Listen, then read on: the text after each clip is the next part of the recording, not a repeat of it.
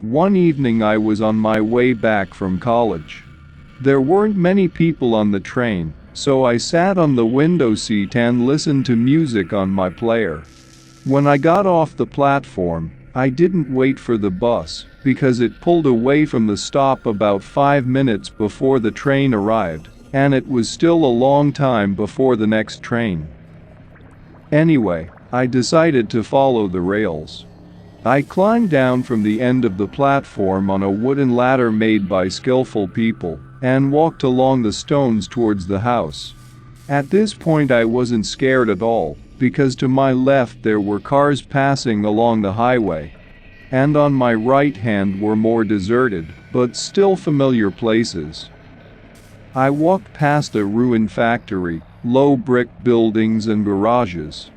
The vines of wires buzzed above my head, and I could see spotlights and lanterns in the distance, but I didn't know what they were for. Soon a train came rushing toward me, and its noise brought me out of my reverie. Suddenly I realized that I had gone farther than I needed to go, and hadn't noticed the path that turned off to my house. When I stopped for a few seconds, I looked back and saw a road bridge over an abandoned railroad track, leading to a large quarry where an old excavator stood. It was clearly visible from the 12th floor of my apartment. I thought I knew where I was, but I couldn't see any houses from behind the trees. I walked on until I saw a line of old freight cars standing on the spare tracks. They were all overgrown with bushes. I wondered why I had not seen these wagons from my window before. The first goosebumps ran down my back. But when I saw a figure crawling out from under the wagons, or rather, from under the bushes that grew under the wagons, I was very frightened. I immediately turned around and walked back with a quick step. Suddenly there were footsteps behind me, and then the sound of a man running toward me. Adrenaline hit my brain, and I ran as hard as I could, but I only had about 20 yards to run when I heard very close by, "Stop, you dropped something."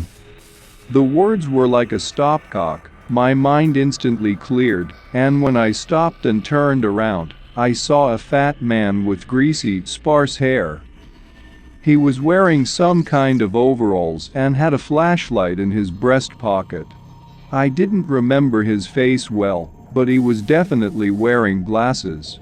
I apologized for running away and asked what I had dropped.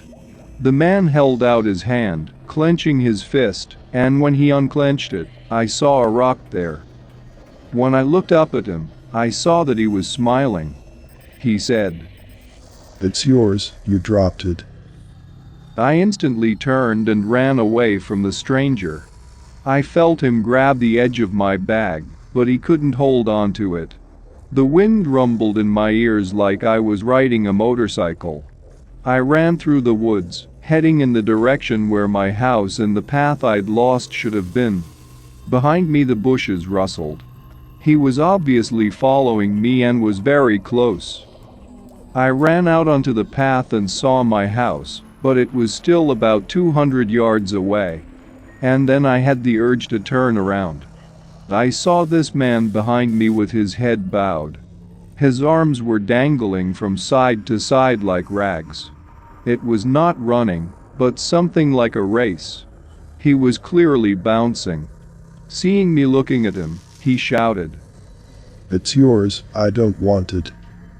Fear prevented me from thinking. I felt as if the creature might pounce on me and tear my throat out like a wild dog. My sides ached, my mouth tasted of iron, and my temples throbbed with every beat of my heart. As I ran toward the entrance, I turned around again, but there was no one behind me. I ran into the entrance, pressed the elevator button, melted with a lighter, reached my floor and quickly entered the apartment. I regained consciousness about an hour later, sitting in front of the television. I was alone at home, as my mother and father worked the night shift.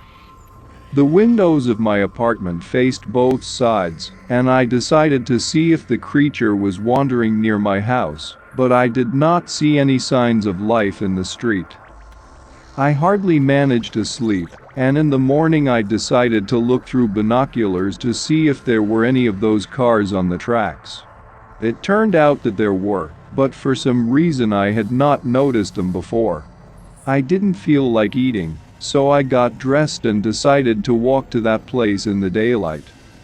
As the elevator descended to the first floor, getting out of it, I saw a stone lying nearby.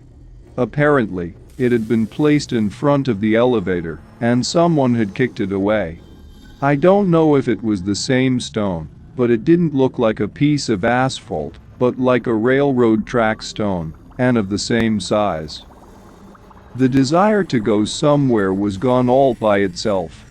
The only thing that comforted me was that the stone was near the elevator. So the creature knows my entrance, but not my floor. Now I'm afraid to look out the kitchen window or the balcony. And one evening, already in winter, I saw the light of a flashlight looking for something under the windows of the first floor.